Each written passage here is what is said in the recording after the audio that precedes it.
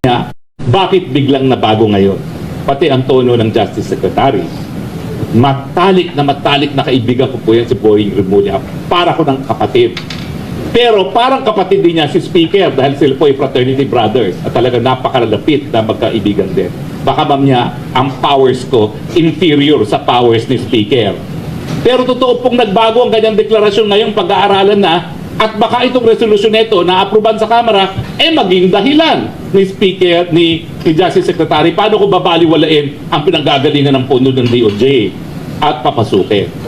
Pero meron naman po dyan mga remedyo.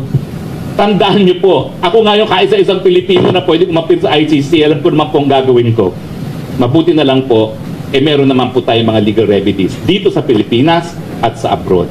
Kung ano po yon, hayaan nyo na muna po. Abangan nyo po ang susunod na kabanata.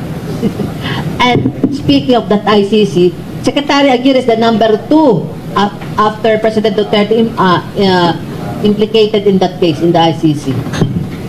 Ako, at least hindi na ako takot ngayon. Wala akong kukuning abogado. Actually, ganun po. Excuse me po, ang balita ko yung abogadong kinuha nila na meron pang gata sa bibig na natalo naman sa appellate proceeding. 500 million pesos ang binayad. Sino yan? Hindi kita sisingilin ng 500 million pesos. Sino yan, sir? Ay, ewan ko, tanongin nyo sa OSG na kumuha ng abogadong yun. Sa ICC? Para dun sa apila na binasura. Yung Pilipino. Abay may nagpaglita sa akin na mataas na opisyal ng gobyerno. Alam mo bang 500 million ang binayad nila dyan? Ng Solgen to represent Yes! us. To represent Para us. dun sa palpak na ginawa nila paghain na sinabi talaga ng korte, palpak! Dahil hindi naman ginawang issue yung pagbitiw sa ICC. $500 million. Ako po, labor of love, di kita sisingilin. Bayaran mo lang ang kape ko dahil baka mamaya singilin ako ng Dapat, issue. natakot na ako doon sa pavilion eh. Para kilala ko yan, Hardalesa. Hindi, ikaw naman. Hindi sa Ardelesa kumuha, ikaw naman. Ikaw talaga, bakit ka nag-name names ko talaga, ha? Para ka Kasi siya showbiz, ha? Siya yung narinig ko nagsalita. Hindi. Ang sinasabi ni Ardelesa, dapat daw magkaso muli laban sa China. Na dati kasi, ako'y consultant ni Ardelesa, talagang ako talaga yung nagsulong na dapat tayo mag-arbitrate. Tignan niyo po ang mga deklarasyon ni Justice Carpio. Gusto niya conciliation na wala namang mangyayari sa conciliation. Ako talaga arbitration as consultant to Ardelesa. Pero ngayon, sa pangalawang pagkakataon, hindi ko na i-recommend magkaso muli. Kasi ang labas na relasyon, hindi minsan linulutos yan sa pagmamagitan ng kaso. May mga punto na pag natapos ng kaso at wala nang dapat linawin, dadaanin na sa diplomasya. Wala ka nang mahihita kumbaga sa panibagong kaso. Yes. At yan ang paninindigan ko na wala na po tayong mahihita sa pangalawang kaso dyan sa West Philippine Sea. Okay. Secretary Bill, ikaw number 2 implicated dyan sa ICC. Well, actually, yun lang number 2 po ako sapagkat sa hierarchy noong unang i-file ito, President, then Department of Justice, and then Senator Bato, then Chief PNP pa noon, and then I think meron pang binabanggit doon na o si Secretary, si Senator SPG at saka si BP Sara ay kakasuhan. So, hindi pa naman po naglalatag ang ICC kung sino-sino talaga ito. Pero siyempre, mag-aalala ka rin. Siyempre, mayroon kang gusto mo rin mamasyal sana sa pinuntahan ng misis ko. Palagi ako naiiwan eh. Sapagkat, kung bakit ba naman ako sinasama-sama pa ni Trillanes, ang sabi ni Trillanes ay sinabi ko raw na drug lords are not human. Gago. Ba't ko sasabihin yun? Ang sinabi ko lang, you could not equate humanity with drug lords. Yun lang sinabi ko. Tapos babalik. Minisquote niya ako. I think it's intentionally.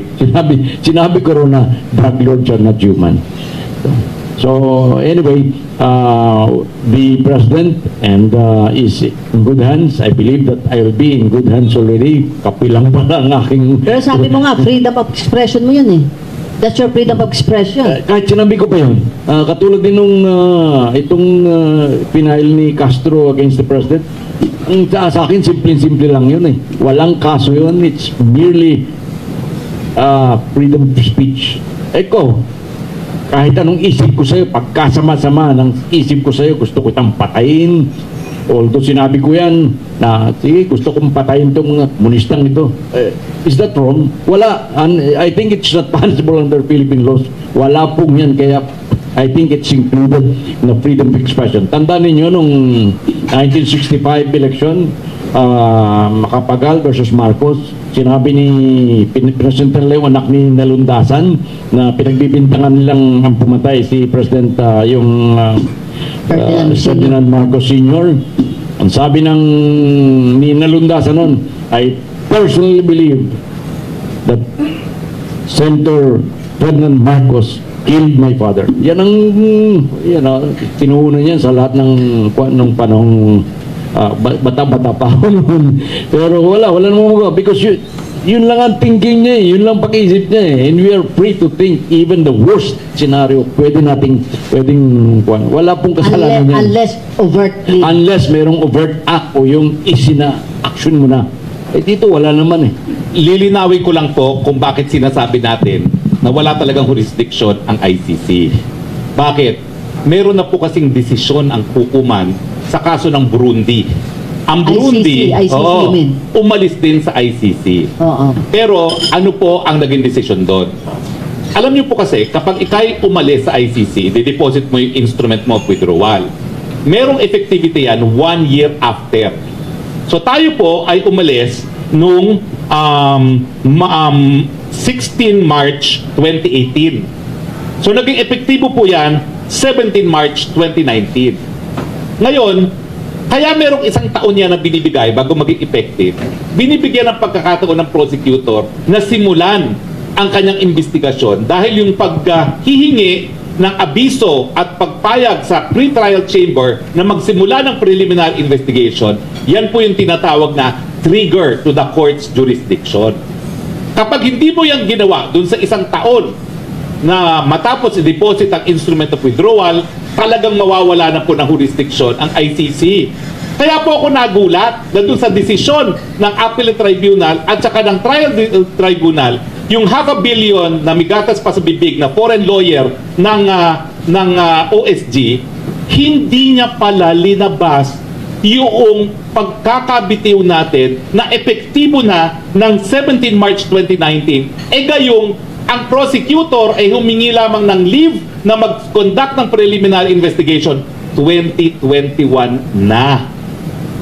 May desisyon na po dyan ang hukuman na yung Burundi, dahil sa loob ng isang taon ay humingi ng permiso ang prosecutor na mag-conduct ng preliminary investigation, hindi po pwedeng mawala ng jurisdiction ng hukuman kasi she did so within the 1 year period na hindi pa effective yung withdrawal. Hindi po linabas yan ng $500 million lawyer ni Solgen.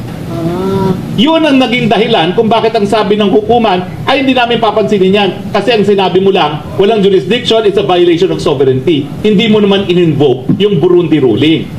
Hindi ko naman kasi alam, bagamat ang dami namin pagpupulong, panahon pa ni Duterte, panahon na ni Presidente PBBM, nandun nga ako sa palasyo, humingi ako ng 20 pesos para ako'y bound by secrecy, para meron kaming attorney-client relationship ni Presidente, kaya hindi ako nagsalita kung ano nangyari sa meeting na yon, na merong ganitong gagawin ng Solgen. At kung pinakita sa akin yan, edi sasabihin ko may ruling ng Burundi. Yun na lang dapat ang in-argue. Wala nang iba.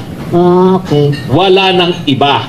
Na the preliminary investigation hininga ng authority ang pre-trial chamber 2021 when our withdrawal took effectivity in 2019. Kaya siguro humingi si Secretary Remulla ng to study dahil yan sa epekto. Well, alam nyo, kung maisada niya, makikita niya yung decision to Burundi. Oo. Na wala na talagang jurisdiction. Ay, Pero kaso sa akin, hindi- na nagtataka ko, bakit nagbago ng tono? Ang presidente naman, hindi nagbago ng tono. Consistent ang presidente. Tapos na ang engagement natin sa ICC. Pero sabi mo nga, hindi na yung may lapse yung ating $500 million lawyer. Baka yun ang nakita niya. Well, yan ang ewan ko kasi kung paano pinili yan eh. Sa totoo lang, meron din akong kailangan kakuha ng mga abogado.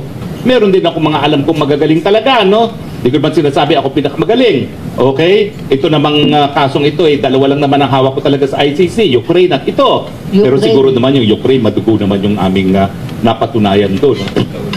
warrant of arrest. No?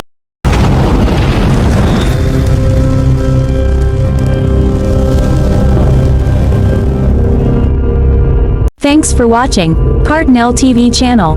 Please subscribe my YouTube channel, follow, like, comment and share.